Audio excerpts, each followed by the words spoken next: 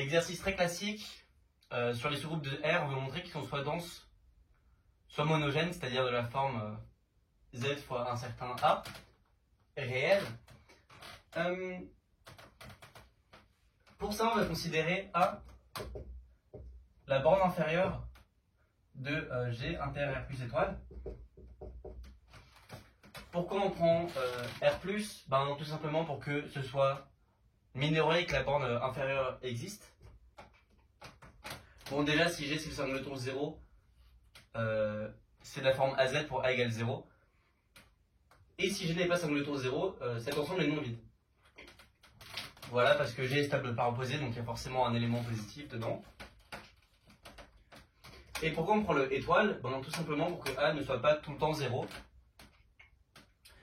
Alors pourquoi c'est pertinent de poser ça? On peut différencier deux cas. Si G est de la forme AZ, la question qu'on peut se poser naturelle est comment on va trouver A? Ça va être celui-là, parce que si on regarde AZ inter R plus étoile, on va avoir A n étoile. Ce qui veut dire que la borne inférieure de cette partie va être A. Ça, c'est une petite motivation de pourquoi on pose A comme ça. Donc on suppose que, on va supposer dans un premier temps que A est strictement positif. Maintenant on veut G égale AZ. On va déjà montrer que A est dans l'ensemble. Montrons que A dans G. Alors qu'est-ce qui se passe? On va prendre xn dans G qui tend vers A.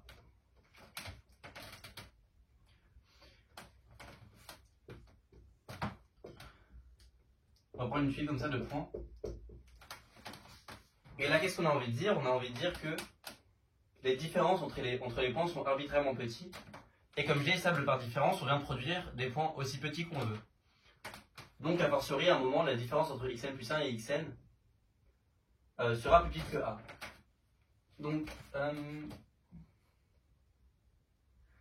si A n'appartient pas dans G, on peut supposer xn distinct. Pourquoi on peut supposer les xn distincts? Parce que, par définition de la borne inférieure, je prends un point qui va être 1 fois proche de A, je l'appelle x0, et comme x0 est différent de A, je peux prendre pour x1 un point qui va être plus proche de A que x0. Ça me fait mon x1. Et comme ça, je peux continuer d'avoir des points qui vont tendre vers A par définition de la borne inférieure. Je peux supposer par exemple que xn moins A est plus petit que 1 sur 2 puissance n. Par exemple, je vais avoir des points qui tendent vers A qui seront tous distincts les uns les autres par construction. Et j'ai, comme la suite converge vers A, j'ai xn plus 1 moins xn qui tend vers 0. Sauf que ça, c'est positif. Vu la construction, on les a choisis pour qu'ils soient de plus en plus petits. Et c'est dans G.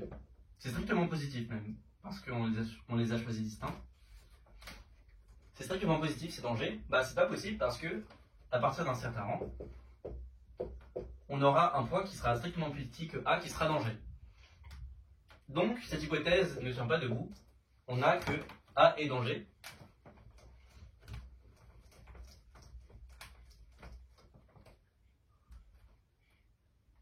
Donc, on a A dans G. Maintenant, si je prends un Q, un Y dans R, on peut faire la division euclidienne. Je peux écrire Y égale Q fois A plus R. Et là, on va venir gros comme une maison. Le R, qu'est-ce qu'il a? Il est dans G. Parce que c'est la différence. Je prends Y dans G. J'écris Y égale Q fois A plus R. R, c'est quoi? C'est Y moins QA, donc R, c'est dans G. Comme il est plus petit que A, la seule solution d'après la définition de A, c'est que R soit 0. Donc on a Y égale QA. Réciproquement, c'est clair que AZ est inclus dans G, parce que c'est le groupe engendré par A. Et comme A est dans G, le groupe engendré par A est dans le groupe engendré par G qui est G.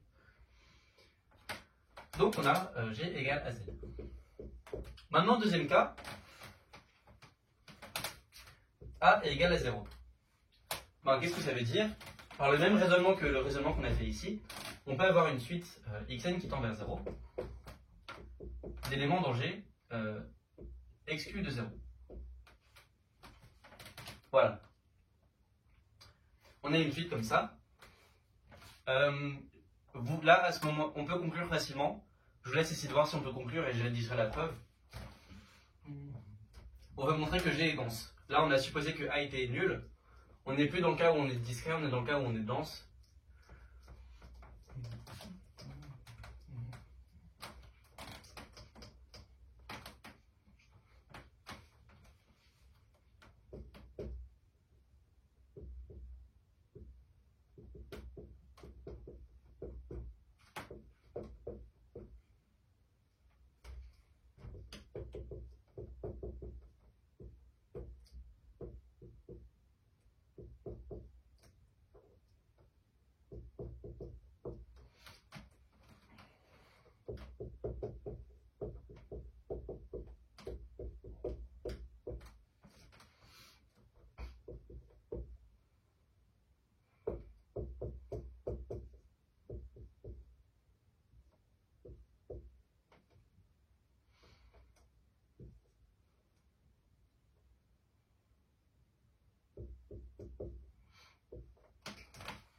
Ok, on veut prouver que G est dense. La méthode, c'est toujours la même. On prend un point dans R, ou plus généralement un point dans l'espace, et on veut montrer que G va couper la boule de centre X et de rayon epsilon.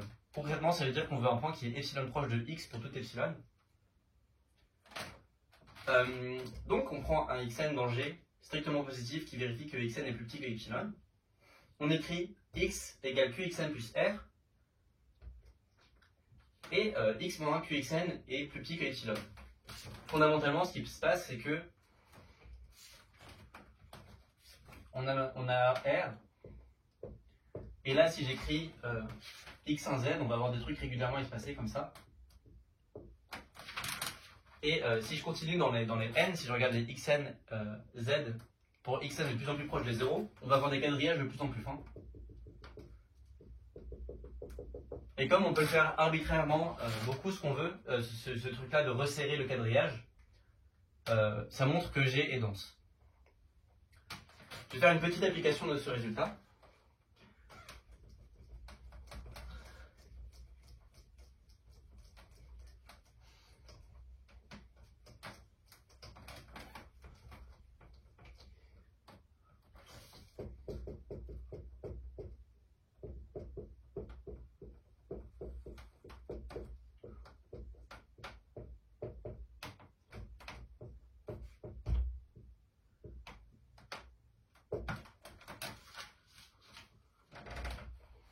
Voilà. L'application, c'est que si j'ai un nombre qui est irrationnel, on va voir que z plus alpha z est dense.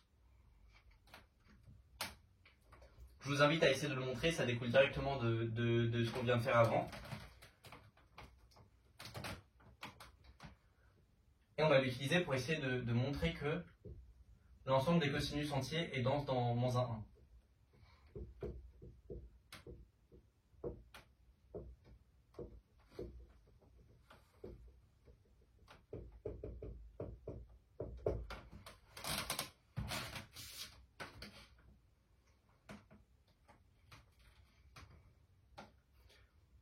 Alors, pour la preuve de l'exercice,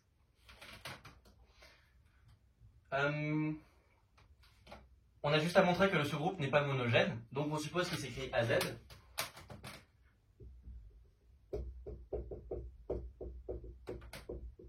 On peut écrire 1 appartient à ce sous-groupe, donc on peut écrire 1 égale A fois K.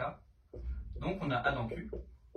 Mais ça va pas parce qu'on peut aussi écrire alpha égale A K' dans Q. Donc c'est pas possible. Plus généralement, en fait, quand on a des coefficients ici dont le rapport est irrationnel, le sous-groupe engendré va être dense. C'est exactement la même preuve. Et on peut même le prendre directement. Ok. Donc on va essayer en utilisant ce résultat, prouver que les cosinus entiers sont denses dans moins 1. Alors, petit point de méthode.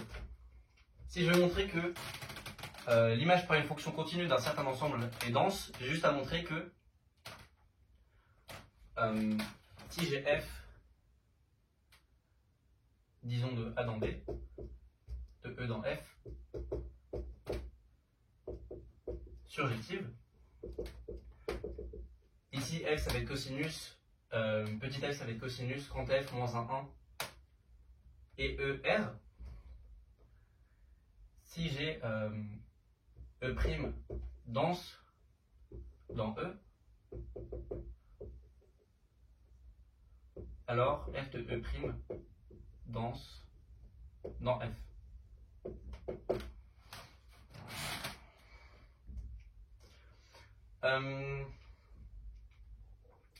Je vais donner une preuve plus topologique de ce résultat et après je vais donner une preuve terre à terre. Fondamentalement, être dense, ça veut dire qu'on coupe tout ouvert. Donc on prend un ouvert, on veut que f de E' coupe cet ouvert, on prend un ouvert de f, oméga inclus dans f, et bien on regarde f-1 de oméga, c'est encore un ouvert, donc comme E' est dense dans E, E' coupe cet ouvert, ce qui veut dire qu'on a un point dans E' que f envoie sur oméga.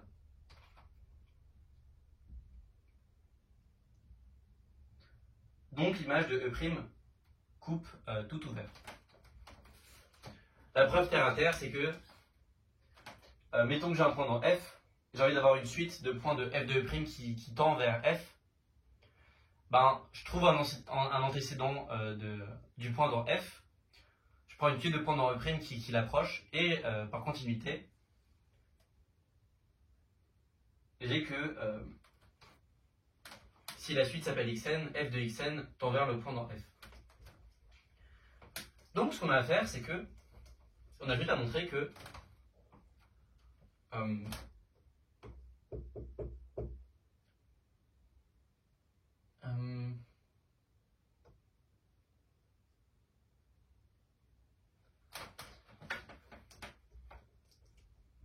on a juste à montrer que Z est dense dans R.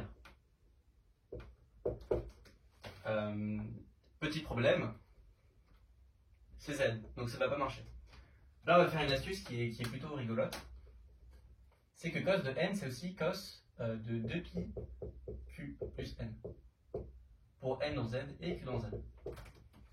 Et tout d'un coup, ça devient beaucoup plus clair ce qui se passe, c'est qu'on a juste besoin de montrer que 2pi z plus z est dense dans R. Parce que là, l'ensemble qui nous intéresse, c'est les 2pi q plus n. Ça, c'est exactement l'ensemble des 2pi z plus z. Mais avec l'exercice d'avant qui montrait que